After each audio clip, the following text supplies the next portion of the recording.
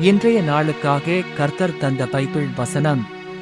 நீ வருகையிலும் ஆசீர்வதிக்கப்பட்டிருப்பாய், நீ போகையிலும் ஆசீர்வதிக்கப்பட்டிருப்பாய். உபாகமம் 28ஆம் அதிகாரம் 6ஆம் வசனம். வசன விளக்கம்.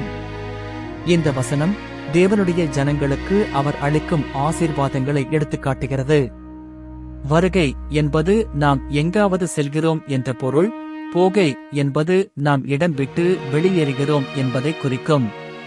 இந்த இரண்டும் வாழ்க்கையின் அன்றாட பயணங்களை குறிக்கும். இது என்ன சொல்லுகிறது என்றால், நீ எங்கு சென்றாலும் எங்கு இருந்தாலும் தேவன் உன்னை ஆசீர்வதிப்பார்.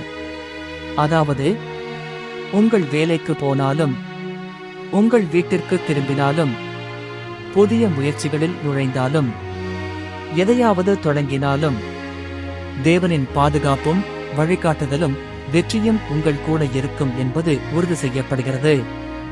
இந்த ஆசீர்வாதம் தேவனுக்கு கீழ்ப்படிந்து நடக்கும் ஒருவருக்கு வழங்கப்படுகிறது. நாம் நம் வாழ்க்கையில் தேவனின் வழிகளில் நடந்து கொண்டால் அவர் எங்கும் எப்போதும் நம்முடன் இருப்பார். ஜெபம்.